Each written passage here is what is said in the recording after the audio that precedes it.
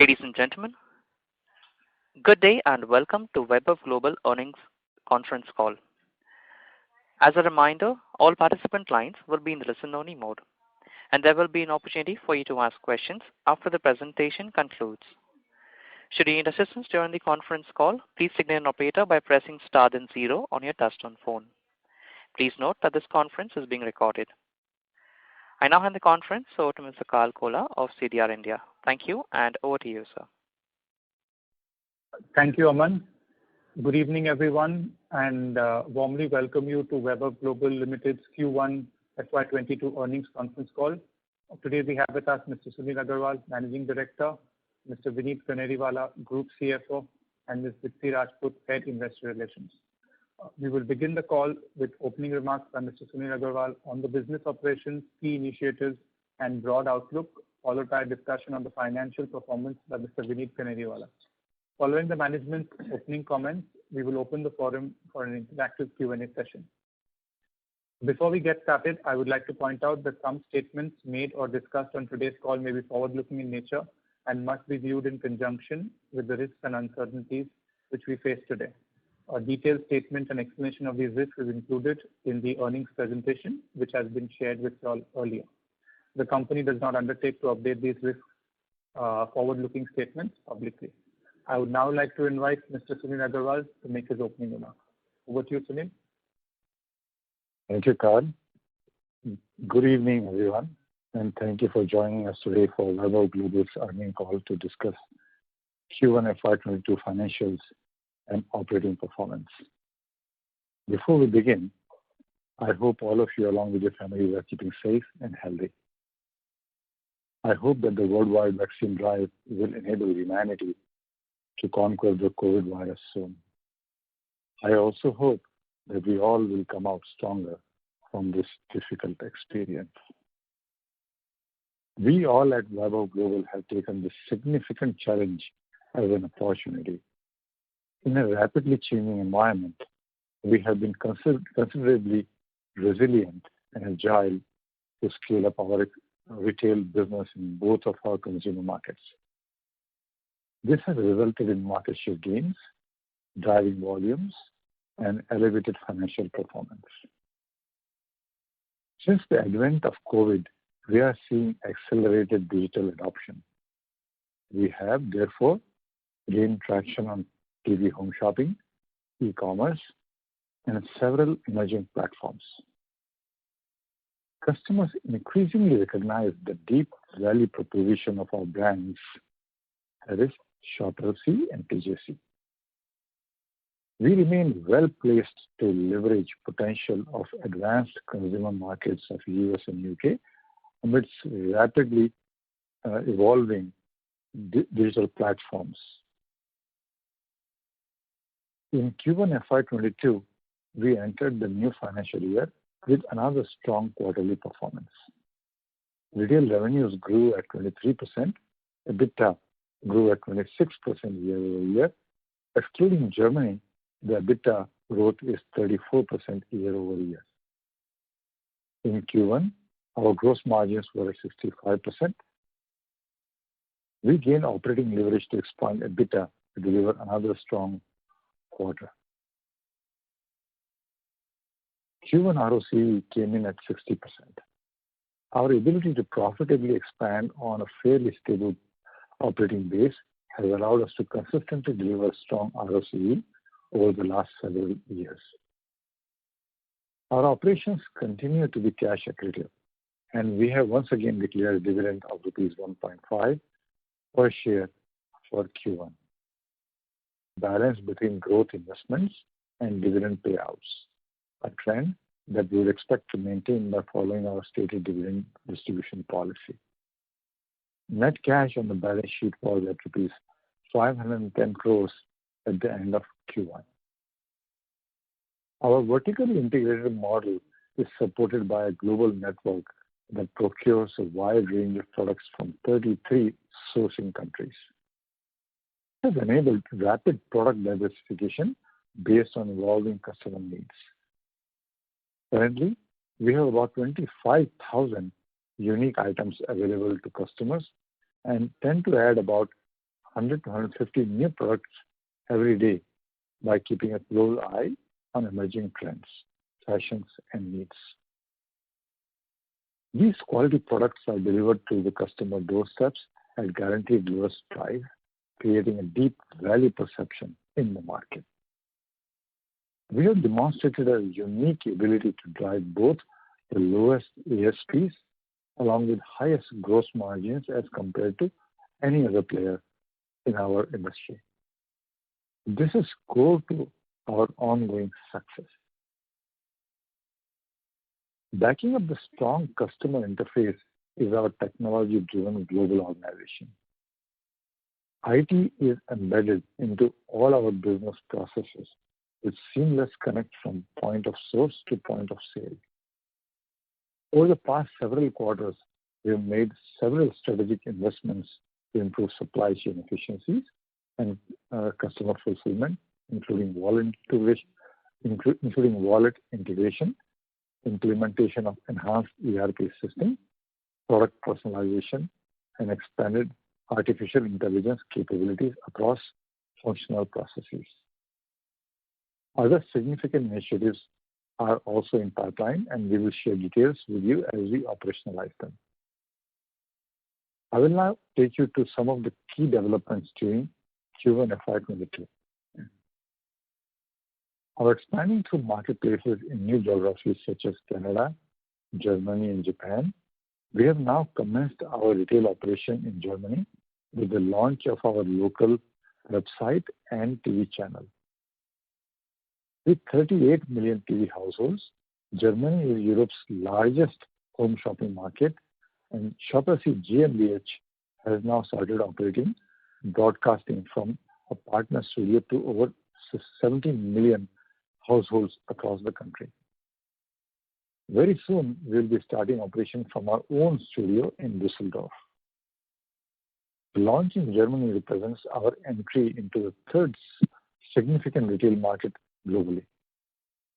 Having established a strong and growing presence in the US and UK over the last few years, we will now look to exploit the tremendous growth potential afforded by online retail and TV home shopping markets in Germany. Another key initiative implemented in the recent past is the launch of TJC Plus for our UK customers. Under this membership program, customers can avail of free and fast delivery apart from other benefits as members. While the additional costs of such key initiatives are built into our reported financial performance, benefits in the form of customer acquisition and retention will accrue over the time. Now discussing the 4R strategy that underlies our operating model. We track reach, registration, retention, and repeat purchases as a part of a continuous dashboard. We have undertaken several customer-oriented initiatives to drive sustained improvement on each of these parameters. The reach of our TV networks by the end of Q1 FY22 was 102.5 million TV homes. This is now further enhanced by 17 million households as in July in Germany. We reach TV homes through cable, satellite, telco networks, and over-the-air antenna-based TV platforms. Our products are also available on digital channels, including our proprietary websites, smartphone apps, OTT platforms, marketplaces, influencer marketing, and social direct response. With combined reach of almost 500 million people in three of the foremost consumer markets in the developed world. New registrations on trailing 12-month basis continue to be strong and came in at 2.9 lakh compared to 2.37 lakh in the corresponding period of the previous year. This reflects our ability to not only spot changing customer preference, but also respond to them with agility. Customers bought an average of 30 pieces on TTM basis from us compared to 27 pieces in the corresponding period of the previous year. As the engagements with new customers deepen, we expect to continue to drive bigger volumes. Finally, our retention rate stood at 45.7 on TTM basis compared to 50.5% for the same period last year. This is partly impacted by high new customer addition in Q1 FY 2021 owing to essential items offered last year. Our retention rate of old customer base continues to remain strong. Giving back to society is a philosophy we strongly believe in. As part of the inclusion process, we have given our employees a safe work environment while protecting their livelihood and remuneration. During the second wave of pandemic in India, we donated an oxygen plant, 113 oxygen concentrators, and 31 BiPAP machines to hospitals and people in need. Our flagship Year Purchase Fees program has now provided meals to over 55 million children in the US, UK, and India. We have also invested in solar power generation, and 100% of our Jaipur manufacturing plant's power needs are now covered by green energy. We have also invested in rainwater harvesting, effluent treatment, tree plantation, and most recently, a Miyawaki forest on 1 acre site in Jaipur. We remain committed to mitigating our impact on climate change across the value chain and have set ourselves a stringent target to minimize the carbon footprint of our operations. As I conclude, I would like to reiterate our positive outlook for the business. We are confident of our business model, value proposition, and our execution abilities. I would like to reiterate the guidance of 16 to 18% retail revenue growth in constant currencies in our old geographies of the US and UK for the current financial year. With that, I now hand over the forum to Vineet to discuss financial performance for the period under review. Over to you, Vineet. Thank you, Sunil. Good evening, everyone, and welcome to Vaibhav Global's quarterly earnings call. I hope that you and your loved ones are all safe and keeping well. I will now take you all through our financial performance for the quarter ended 30th June 2021 in greater detail. In Q1 FY22, we have carried the success of FY21 into the new financial year. Revenues stood at 682 crores, growing 24% year-on-year, with retail revenues growing at 23% year-on-year. We achieved 21% growth in both US and UK in their local currencies. TV revenues have grown by 24.6% year-on-year to rupees 426 crores, and web revenues by 19.7% year-on-year to rupees 243 crores during Q1 FY22. TV contribution to our retail revenue is now at 64%, with the rest coming from the web segment as the business gains greater balance. TV includes customer accessing our products through our proprietary TV channels that reach their homes both on conventional TV media as well as free-to-air channels on OTA platforms. Web includes online purchases on our proprietary websites and shopping apps, apart from popular marketplaces and social commerce. Such omni-channel customers, our core focus is to promote and encourage customers to transact on both TV and web platforms, which gives them a unique shopping experience, and such omni-channel customers tend to be sticky and have a significantly higher lifetime value than customers that buy only on TV or only on web. In our overall product mix, revenue contribution from non-jewelry products was at 31% in Q1, which is in line with FY21 levels, having grown from single-digit level as recently as FY17. This clearly demonstrates our ability to expand wallet share by entering adjacent categories over time. Non-jewelry categories now include fashion accessories, lifestyle, beauty, and essential products. This trend has also balanced revenue streams from the previously high dependency on jewelry products.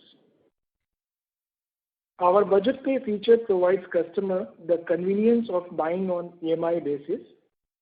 In Q1, Budget Pay based products contributed 38% to retail revenues. This feature has added a further level of affordability, especially in high value products, improving access and driving ASPs to some extent as well. Gross margins came in at 65% in Q1 FY22. As Sunil indicated earlier, we have maintained product contribution margins at 60% plus level across various stages of the business cycle and across a growing range of products. In fact, we require new products and categories to deliver margins at similar levels before considering inclusion in the portfolio. EBITDA margins came in at 14.4% in Q1, growing from 14.1%, increase of 30 basis points year-on-year. Excluding losses in New Germany unit, the EBITDA margin came in at 15.3% in Q1, expanding by 120 basis points year-on-year from Q1 FY21. Some of our key organizational investments include strengthening talent pipeline, greater sales and marketing visibility, and cost associated with faster delivery to the customers.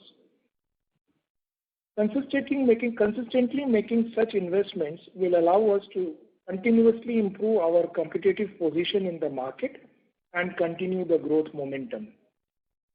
However, while investing in our future growth areas, we continue to see operating leverage in our core business model, also supported by various cost initiatives across the organization. Profit after tax for Q1 stood at rupees 99 crores, up 86.6% year-on-year. This, however, includes an exceptional item, other income of rupees 33 crores towards waiver of Paycheck Protection Program loan net of expenditure.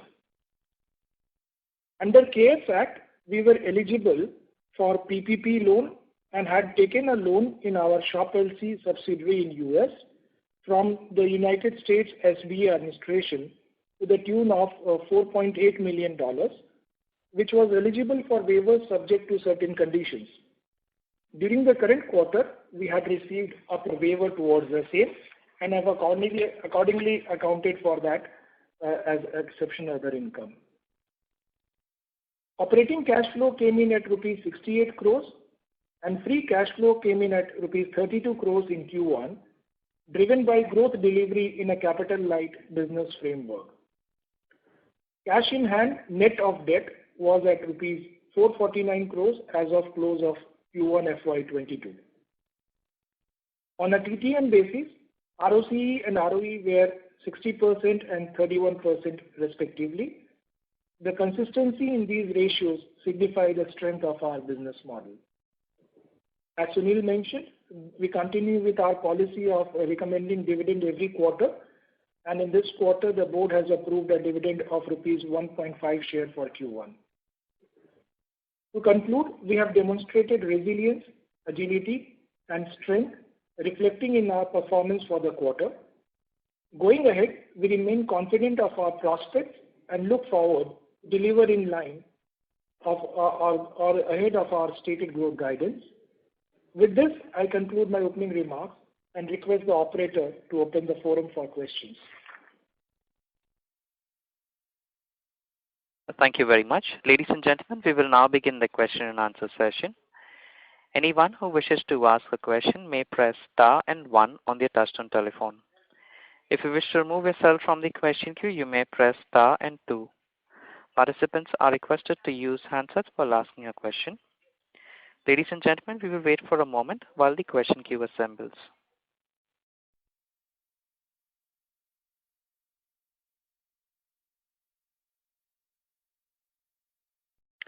The first question is from the line of Manish Dhariwal from Fiducia Capital Advisors. Please go ahead.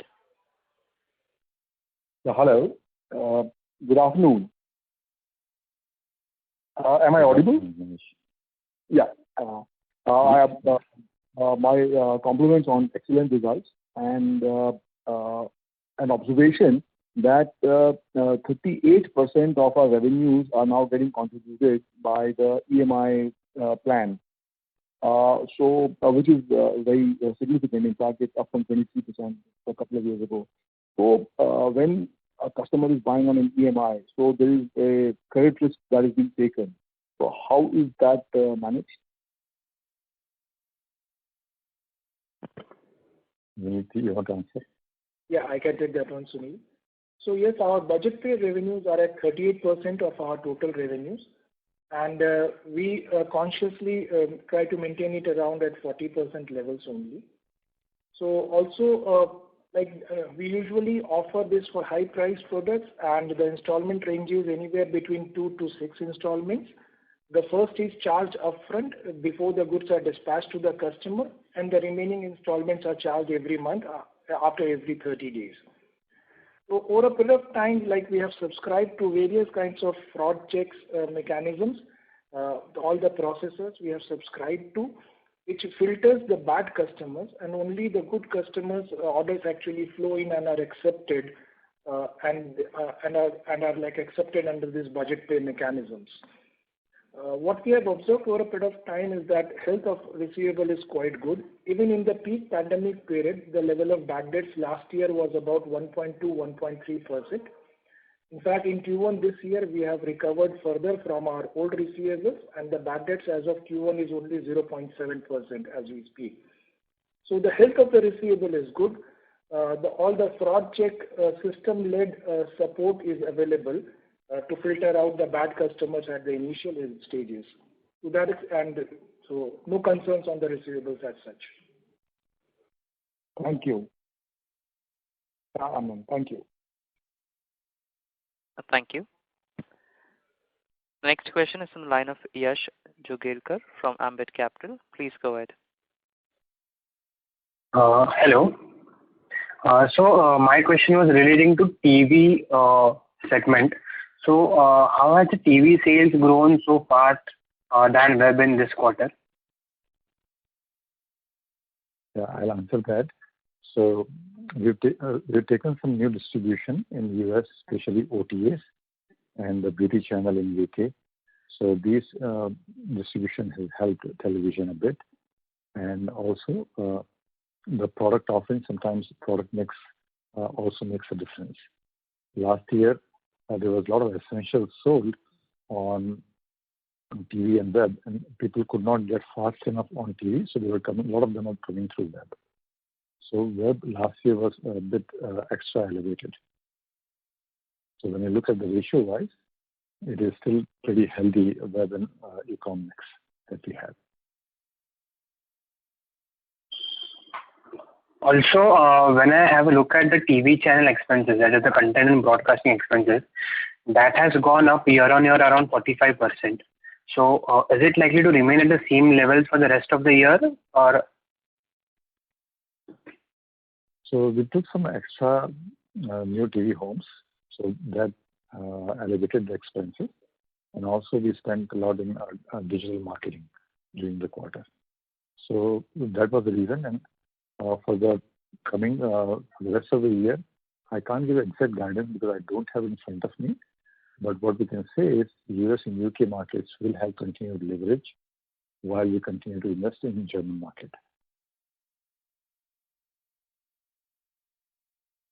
Okay. And also, I actually missed the part on the new registrations. So if you could please repeat it. Can you repeat your question on your registration? So from your opening comments, I actually missed the new registrations part, the figures on the new registrations. Sure. Let me go there.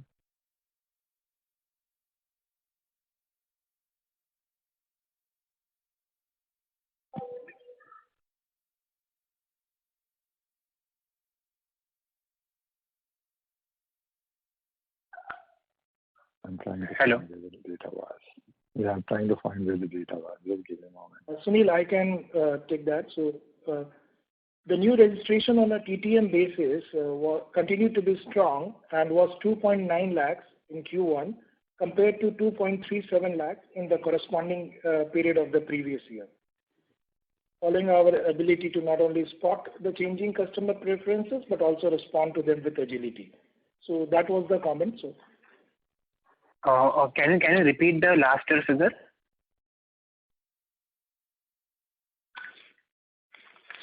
So the numbers we are talking about or the comment? I'm sorry to. The number, the TTM number for the last year. 2.37 lakhs. Okay. Okay, I'll join back in the queue. Thank you. Any participants who wish to ask a question at this time, they may please press star and 1. Our next question is on the line of Kanwarpreet Singh from Ambit. Please go ahead. Thank you, sir, for taking my call. Sir, I wanted to get your sense on how you view customer growth. The reason I am asking this is because last year there was a big jump up in registrations, and almost 40% of the total customer count was from new registration.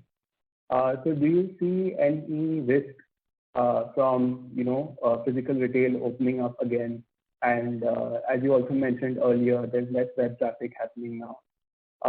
So any risk to sales growth because of lower registration for the full year? Any risk you see on that front? Yeah, Kanwarpreet, the number of new customer registrations we had in Q1 FY22 was about 53,000 compared to last year's Q1 of 84,000. But when you look at the year before that, it was only 28,000. So from Q1 FY20 of 28,000, the number today, the last quarter was 53,000 from the year before. So in steady state, they've grown substantially year over year, even though the economy was opening up. So last year was a extra jump that we got on new customers because of essentials. But overall, when you look at the repeat purchase and ASP also combined have gone up a little bit, our revenue growth will continue to grow. And we are confident of our guidance that we've given of 16 to 18% growth for this financial year, even on the top of elevated growth last year. Right. Yeah. So the other thing, that was another feature that I saw with these results this quarter, that a lot of your sales growth has come from increase in ASP. I understand that last year there was sales of essentials, so maybe that skewed the average selling price. But over a longer trend, do you think there is room for ASP to increase? So our target is not to increase too much because we want to be differentiated in the market. We want to be approximately half of our retail other competitors, so as to create the differentiation. So so ASP tend to go up when it is more jewelry or less of essential. Essentials are all about $11, $12, $13 items. So there the ASP went down quite substantially. But when you look at from year before, we are in line with that number. Okay, right. So last question. On the TV expense, again, I am sorry I'm repeating what my participant asked earlier, but could you give a sense of how much of that was in Germany? Because that is a new addition, right? So could you quantify the cost of TV and broadcasting for Germany? So we won't be able to break separately. What we can do is to give you the breakdown of total operating loss that we incurred in Germany during the quarter. Because I don't have the number of breaking separate right now. So any profits against that? Any sales against the loss in Germany, or is it only investment? Germany is very beta phase right now because we are just testing broadcasting from a third-party studio. Our own studio will be operational before the end of this quarter. So we'll be starting to record sales from not even current quarter, but from next quarter onwards. Okay, understood. Right. That was helpful, sir. Thank you for taking my question. Sure. Thank you. The next question is from the line of Chintan Sheth from Samiksha Capital. Please go ahead. Hi, team. Am I audible? Yes, you are.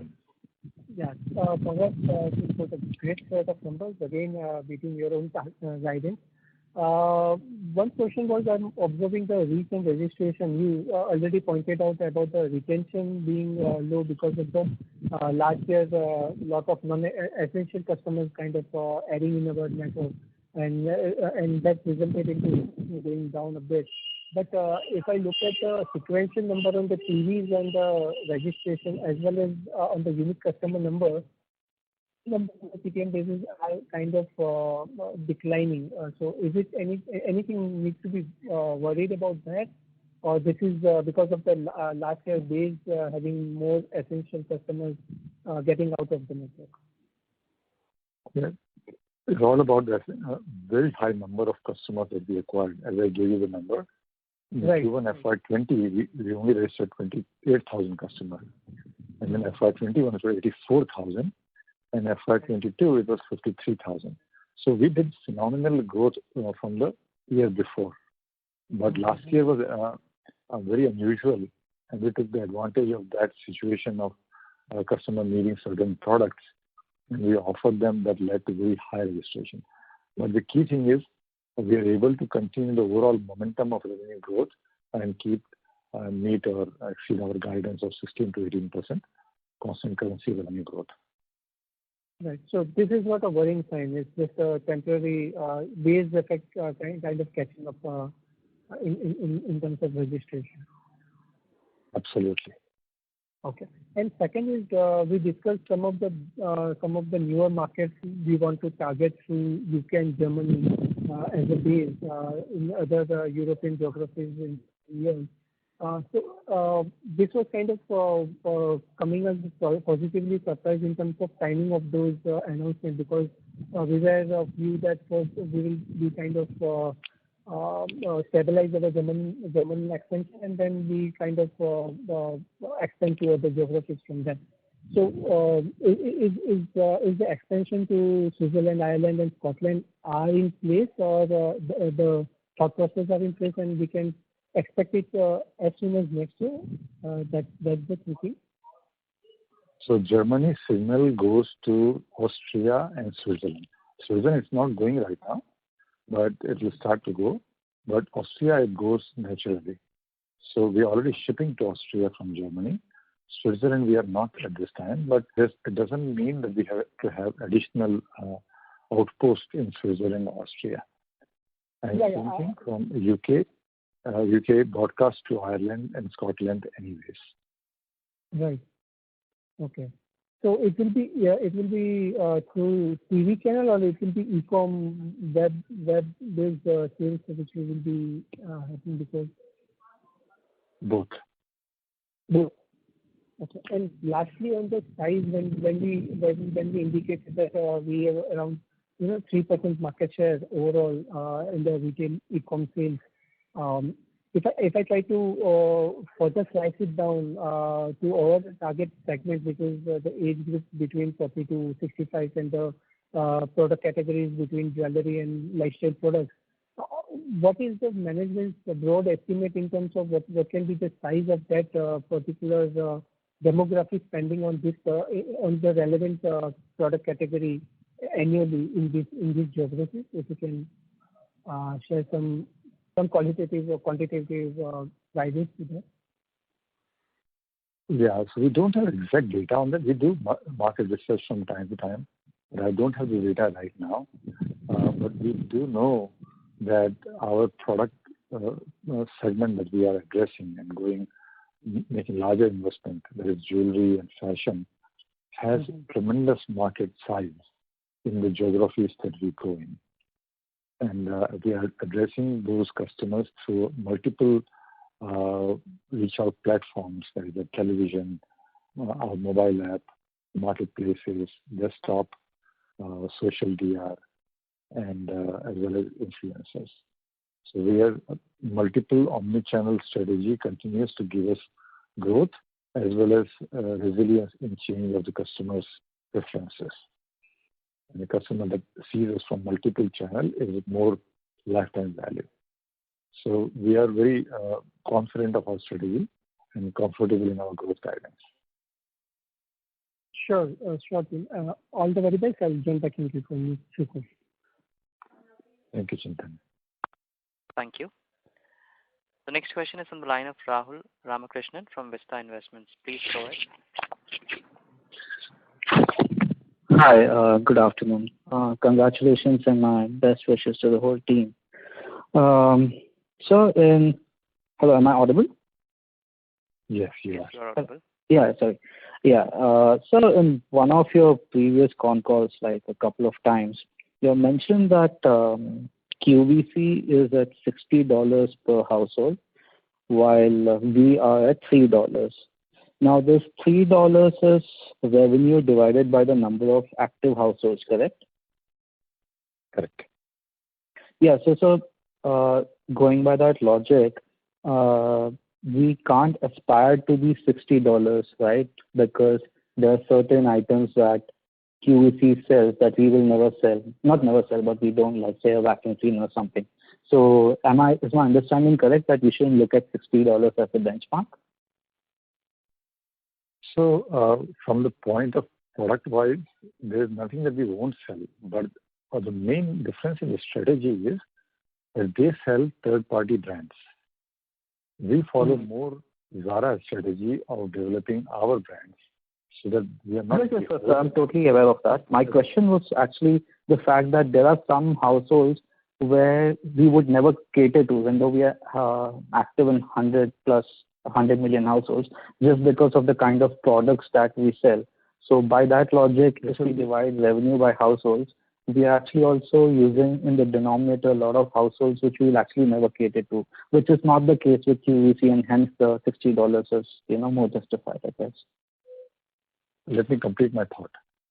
Oh, sorry. So we are selling more OEM brands, and for that, what is the ceiling? We don't know, because nobody has tried this before. We're the only one who is doing this on self-developed vertical model brand with a value proposition at the price point that we sell.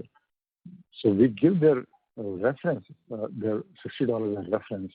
But what is our ceiling? Is it $20 or is it $100? Nobody knows. Nobody has attempted this before. Fair point, sir. Fair point. That answers my question. So my second question is, what's the difference between registrations and unique customers? How would you define that? So unique customer is a customer who's purchased from in last year, in trailing 12 months, irrespective of the registration was done during the year, during the period, or 5 years ago. Got it. And so my last question is, could you please tell me the share of revenues through your social DR and marketplace currently? Just an approximate figure, like. It's not a whole lot large. Marketplaces last financial year, let me see how we did.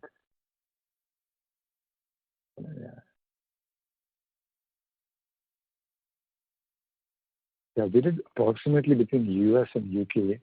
If I remember from top of my head, we did about, I think, $8 million or $9 million. Do you have it, Alok?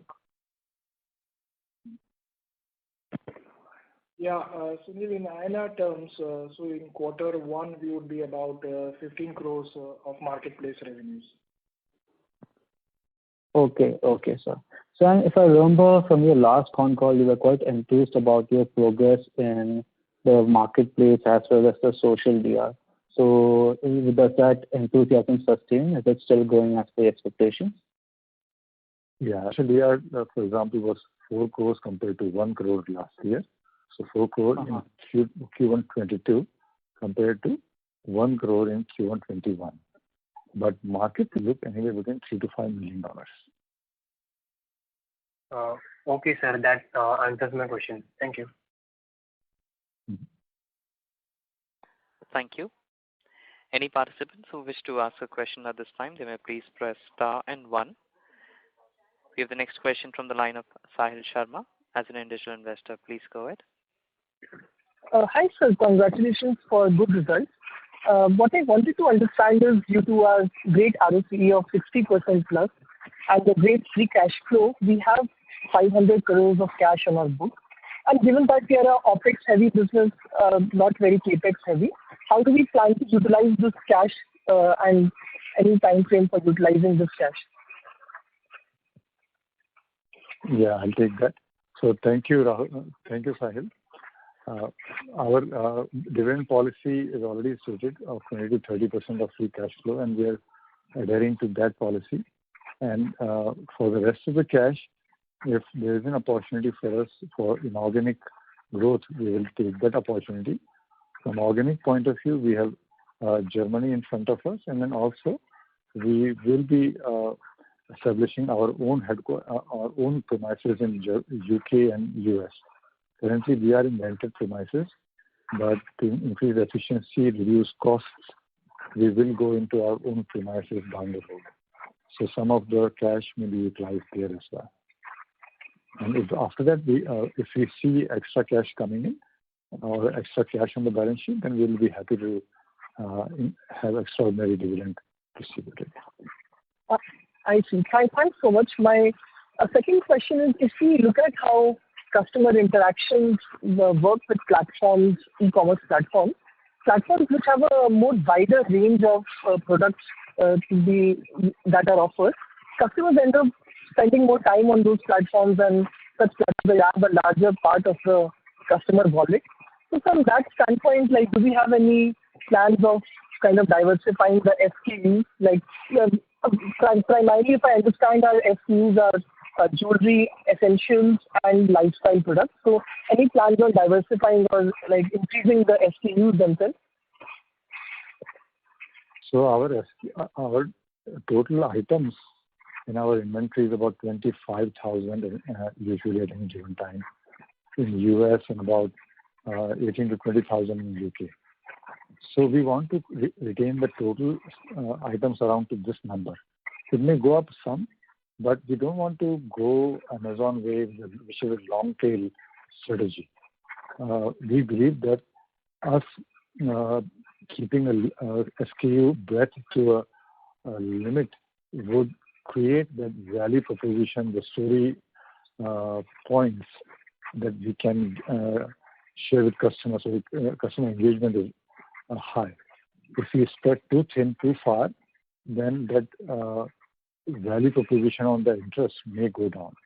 And we want to play to our strength rather than to copy Amazon. Okay. Thank you so much. Sure, sir. Thank you. A reminder to participants, please press star and one if you wish to ask a question. The next question is from the line of Amit Jeswani from Stallion AMC. Please go ahead.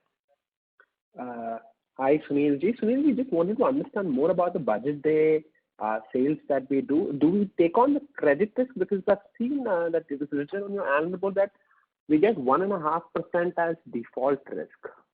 Is that right? Like, isn't the credit card company taking the default risk here?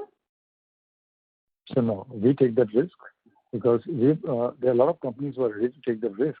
The cost of taking that risk, they charge substantial amount. And with our process of this collection, which is very, very robust and cost effective, we found it much better for ourselves to assume that risk. Got it. Sunilji, assuming you sell something which is worth £100 today, right? And after first payment, we of course collect the first payment upfront. But after first payment, if that person doesn't basically pay the second or the third installment, is there like do we just call them, or like how does it go? Like how does the recovery program go? Because the shipment is already done, right? Yeah, shipment is already done. So usually, first of all, we ship to a customer who has a credit card on file with us. So without any reference, we don't give out. If somebody is paying by debit card, we don't give a credit. So credit card has to be there. So if the credit card is there, we assume that the credit card company has done the check on that customer, whether it's Visa or MasterCard or Amex or Discover. That's number one. Number two, proof of credibility that the customer has paid the first installment with shipping and taxes. So these two are sufficient for us to take. And then once if the customer doesn't pay, we have multiple ways of following up, emails, phone calls, texts, and eventually if the customer is large enough, then we give it to the collection company. Got it. So really my last question. So on your accounting, how does these numbers are coming on the receivable? Yes. So this 167 crores, which was part of March 21 data, that is the total receivables which we have, 167 crores, right? Yeah. So most of that is the budget pay receivables. Some maybe through our B2B business, very small portion that might also be there in total receivable. Got it. Now, sir, that we are expanding into new geography, our total inventory was about 450 crores. Would that mean for every new geography that we get into, the capital employed, except for the initial capex for studio and some people, and the losses of 3 to 5 million, how much inventory do you think we'll have to build up? So we usually look at the forward number of days, and from that perspective, when you look at our overall working capital, it is comfortable from forward number of days. And we believe that by the end of this financial year, our forward number of days will come down as an overall company compared to last year even. Right. Sunil, you're doing an excellent job. Thank you so much. Thank you, Amit. Appreciate it. Thank you. A reminder to our participants, please press star and 1 if you wish to ask a question. The next question is from the line of Kapil Banga as an investor. Please go ahead. Yeah, hi. Thanks for taking my question. Am I audible? Yes, you are, Kapil. Go ahead. Okay. Congratulations on the great set of results. So I had a couple of queries. First is, you mentioned a guidance of 16 to 18%. What are the top 2 or 3 risks that you see could lead to underachievement vis-a-vis this target? Possibly.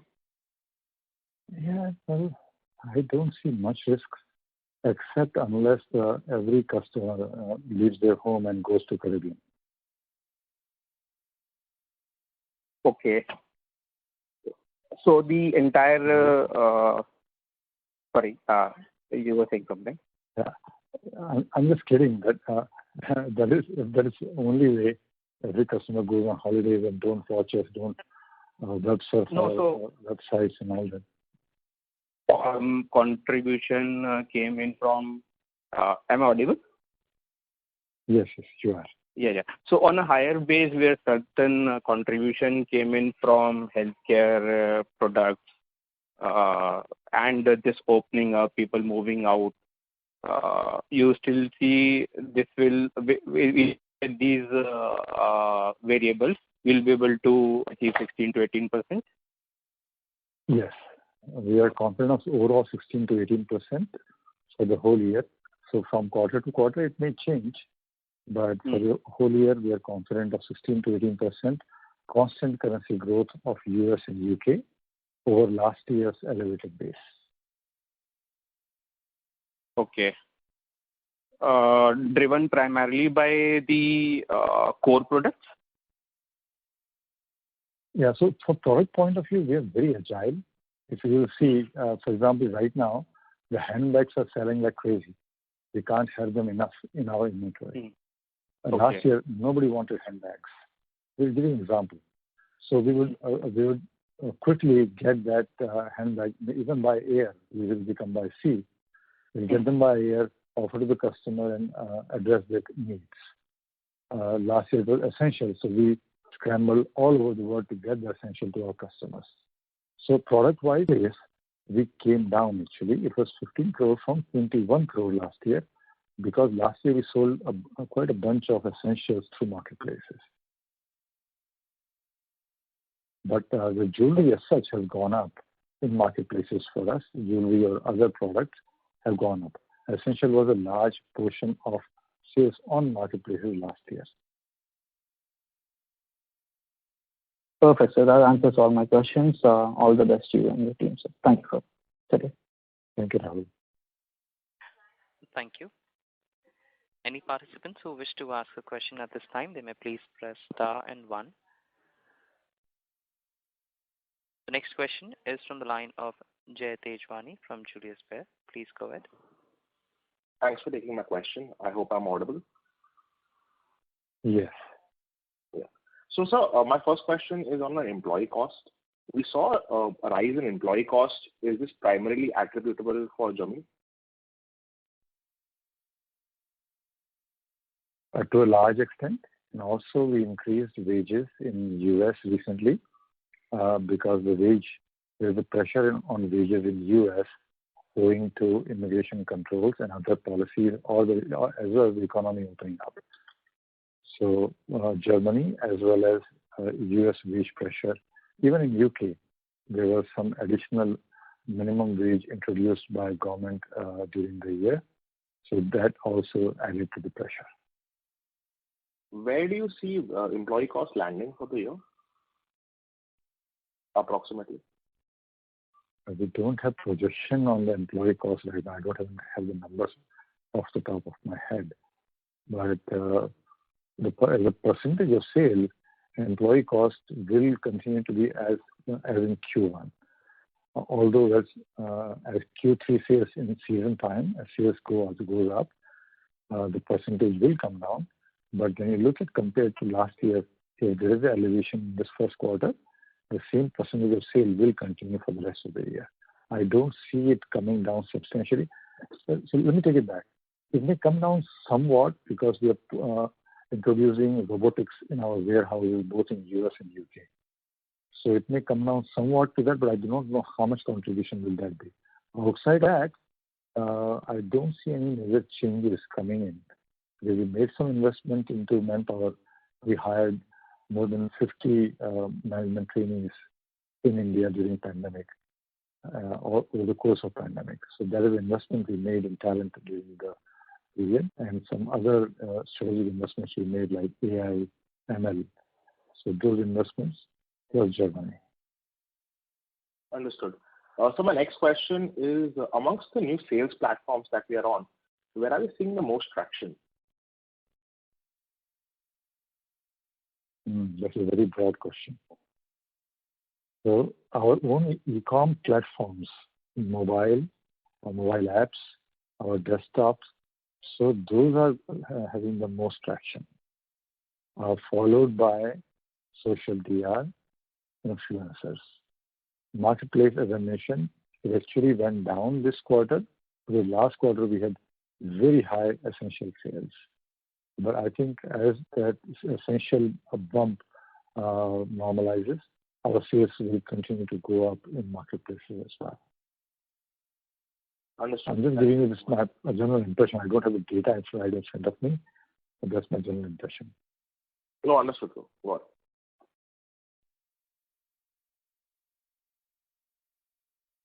Thank you.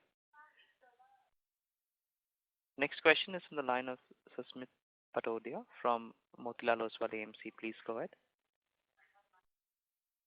Hi, sir. Good evening. Thanks for the opportunity. So my first question is on delivery cost. Susmit, your voice is not very clear. Is it better now? It's still echoing. Can you use the handset mode, please? I'm using the handset mode. I'm in a closed room, so maybe because of that. Sir, if it's okay, I can go ahead. Yeah, please go ahead. Thank you. So my first question is on delivery cost. There's a sharp reduction. Is anything specific, or it's just because of the value increase? Any specific initiative is undertaken? Susmit, can you repeat your question? I couldn't hear it. Sir, on the delivery cost, delivery and distribution and packaging cost, yeah. The sales is down. So is there a specific initiative? Yeah, so we are negotiating our contracts with all the shipping companies. Last year was very disruptive because there was a shortage on the capacity. Now the capacity is increasing across both US and UK. So we are negotiating with them to reduce the cost and increase the velocity or the speed to the customer. So we have made some improvement during this quarter Q1, and we expect to improve further in Q2. Now that has been offset to some degree by the shipping costs from supply chain Asia over to US. So those shipping costs have really gone up, and the delays have gone up too. So those delays have built into our working capital and inventories, as well as the costs. But over the course of the year, we expect that to normalize and help our shipping cost overall as a percentage of revenue. So I think over the year, in coming quarters, this area should improve. Okay, good. And so the second question is for Germany. Will there be a difference in broadcasting cost when you move to your own studio? Currently, it looks like it's about 7-8 crores a quarter. So Germany broadcast cost is not 7-8 crores a quarter. The total broadcast cost is substantially more than that. But our studio versus second studio, that doesn't make a difference. But the third-party studio is very plain and very sterile kind of studio. When we have our own studio, we have multiple sets: the bedroom set, the kitchen set, the living room set, the jewelry set. So our customer experience will be at much different level. Okay, got it. Thank you, sir, and all the best. Thank you very much. Mm-hmm. Thank you. A reminder to our participants, if you wish to ask a question, please press star and 1. Next question is from the line of Sahil as an individual investor. Please go ahead.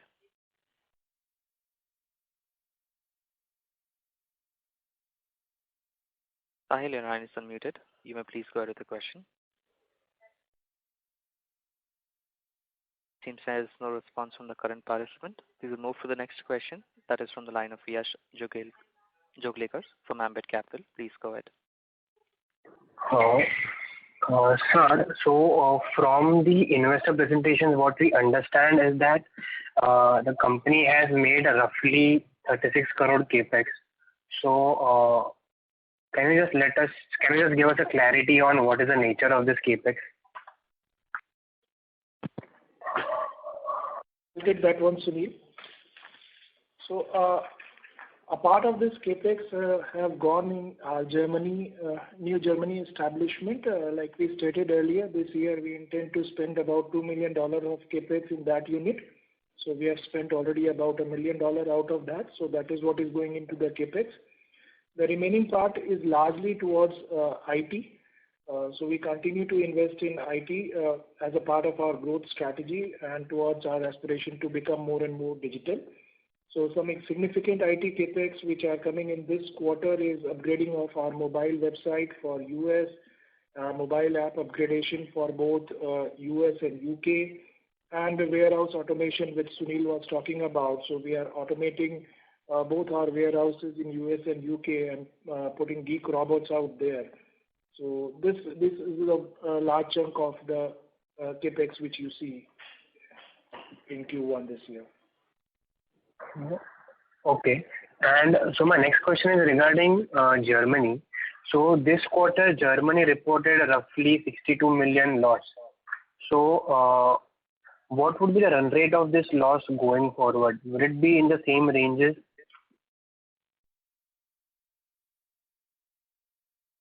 So our total year guidance is $3 to $5 million for the losses for the year.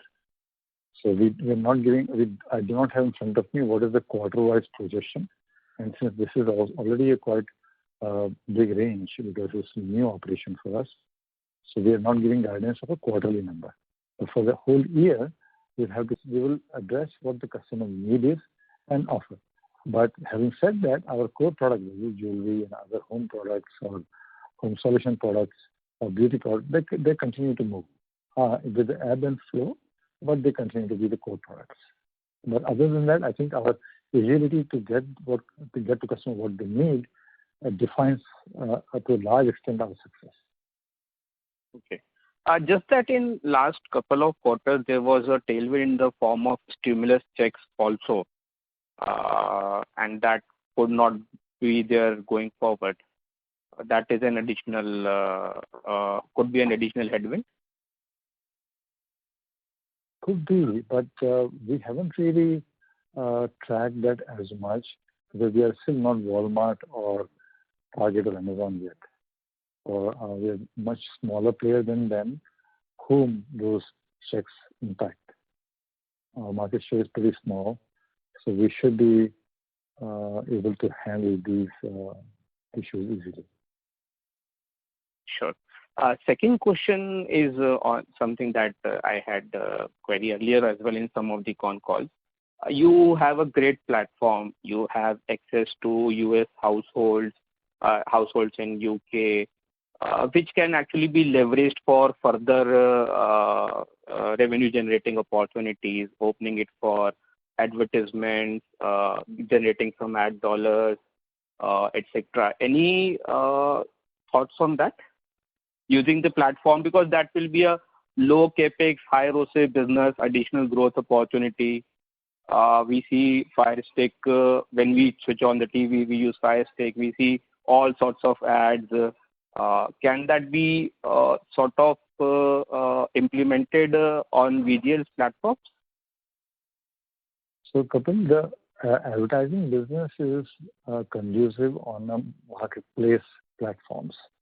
For example, Amazon or Walmart or all the marketplaces, they get the vendors to compete and advertise for their product and get this revenue.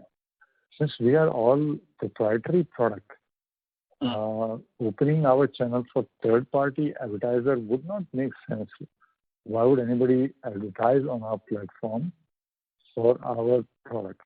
Maybe on television they may, but we believe that the noise would not justify the revenue that we would get from that initiative.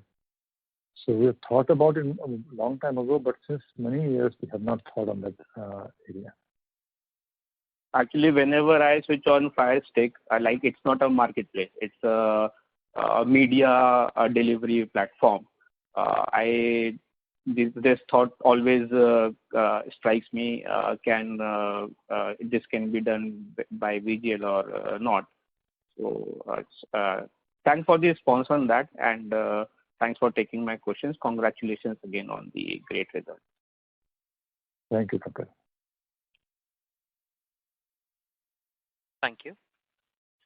Next question is from the line of Arpit Shah from Stallion Asset. Please go ahead. Hi, Sunilji. Just wanted to get an update on the TJC beauty channel. How many hours you have been operating on that, and what kind of revenues you started generating from that particular channel? Yeah, thanks for your question, Arpit. So we are live only 4 hours on beauty channel. So the revenues, we are not breaking down separately by the channel. I don't have the number right in front of me. But from business point of view, in last quarter, it was profitable. By a small number, but it was profitable from variable cost point of view. And as we see more traction, we will expand airtime for that channel. So right now it's only 4 hours live. Okay. And the margins would be on similar lines as the company, or it would be a bit higher or lower? How would the margin look like? So, similar margins. So we range at the front the retail side, we range between 50 to 65% margin, and it is in the same line. In fact, we don't take in any product in our entire business which would give us less than 50% margin. So that is why we can't go into Bose or Apple or Samsung's of the worlds. Because there is a guardrail that we've set for our business. No product will come in which is below 50% margin. Got it. And do we aspire to have different channels for different product lines across UK? Like we have for beauty, can we have a similar line for clothing, or can we have a different line for like different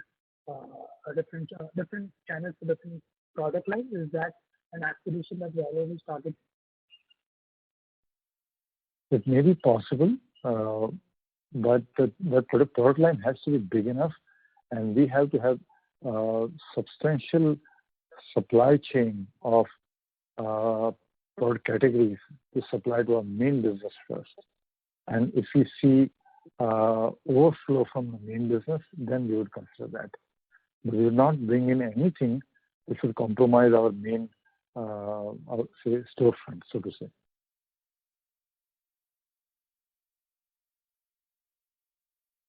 Got it. And what kind of app downloads we have seen in Germany, UK, or US, or any updates on what the strategy has been on social media? Yes, I don't have the number of downloads with me right now, a bit, but we are seeing the ratio of web app sales going up year over year, much higher than the e-com business itself. So app is improving rapidly for us. I don't have the data in front of me. Got it. Thank you, sir. That's it. Thank you. The next question is from the line of Rahul Ramakrishnan from Vista Investments. Please go ahead.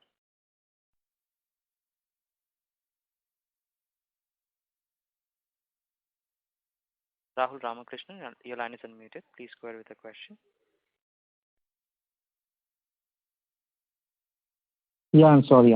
I had put myself on mute. I had two questions, follow-ups. Last year, you set up a manufacturing unit for apparels, and I think you had about 50 or 100 people working there. So has there been any ramp up over there? Are you seeing good traction over there? Yes, very well actually. So we actually set up, we are in the process of setting up additional unit on that.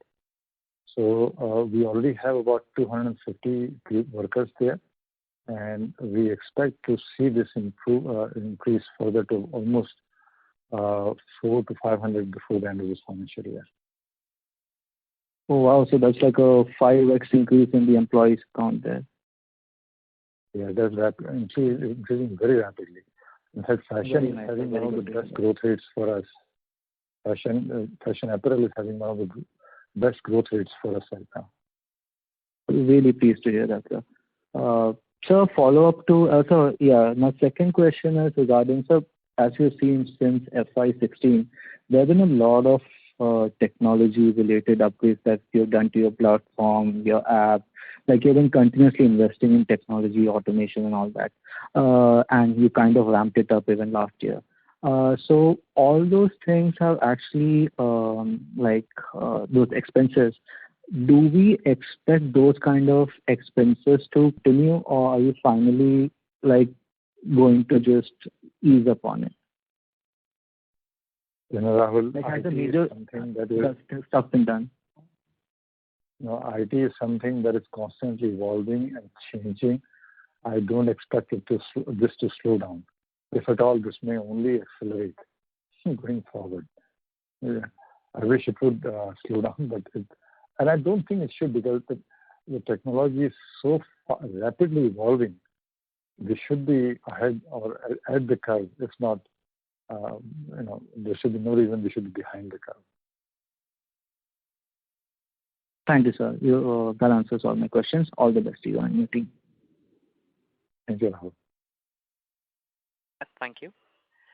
The next question is from the line of Kawalpreet Singh from Ambit Capital. Please go ahead.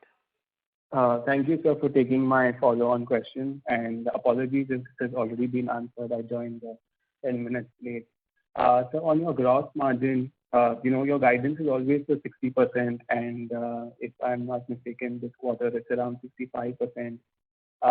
So any categories that you can highlight where you enjoy good gross margin, and any risk that this may fall back to 60% level? Yeah. So first of all, we any category that we take in must meet this threshold. So we don't have any category that just stands out huge in margin-wise. Every category has to have this threshold, and then also category has another guardrail is per minute margin that they must make.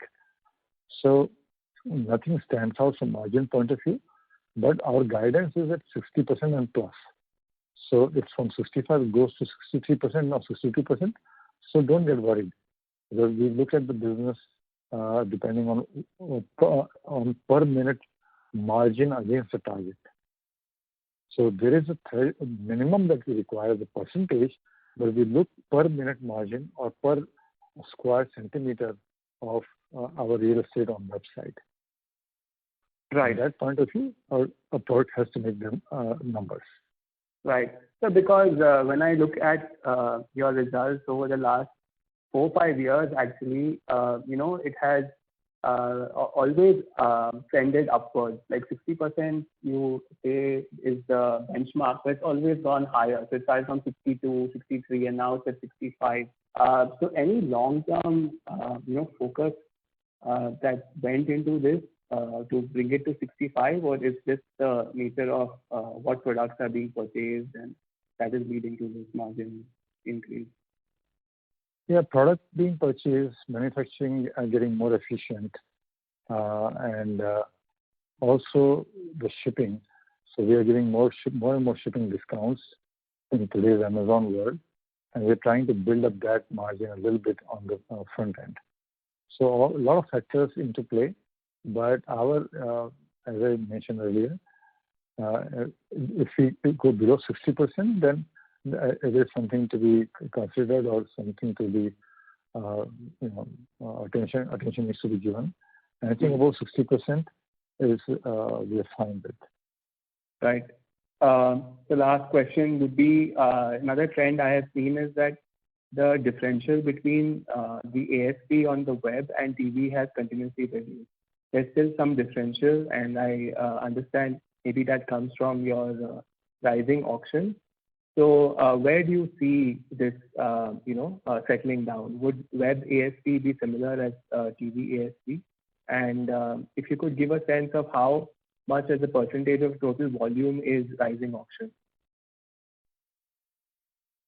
Yeah, sure. So our web has 3 channels. One is the rising auction, as you mentioned. Other is fixed price catalog. There is entire our inventory is published. And the third is the TV streaming, the live programming streaming through web for the customers who don't get TV signal. Right. So all 3 have different price point ASP. So the TV streaming is same as TV ASP. Our rising auction is substantially lower. So rising auction is just around $11 or $12 ASP. And the SPC is slightly higher than TV. So what you see is a mix of all these 3. Now, in long run, from our visibility point of view, the ratio should be similar going forward, because rising auction is a exit mechanism for items not moving to TV or the tails remaining on TV. Even on web, if the item is really struggling and not doing well, it could go into an auction. So the ratio should stay constant in near future. Right. So the differential between your TV and web ASP should be at similar levels going ahead. Yes, that is what I see right now. Okay. Unless there's some new change or new opportunity comes, so that may change the mix. But with the visibility I have right now, it should stay same. Great. Thanks, sir. That gives a lot of clarity. Thank you. Sure. Thank you. The next question is from the line of Yash Joglekar from Ambit Capital. Please go ahead.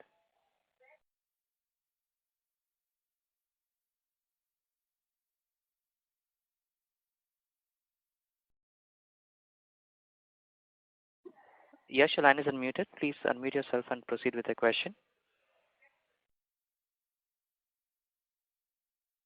Seems there's no response on the line.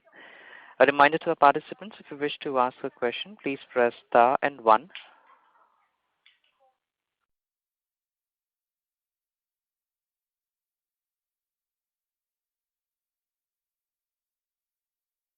Ladies and gentlemen, that was the last question for today. I now hand the conference over to the management for their closing comments. Thank you, and over to you.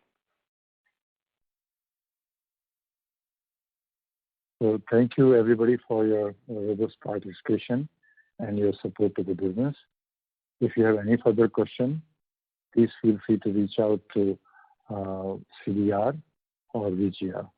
Vineet at VGR and Shiv at CDR. Thank you very much.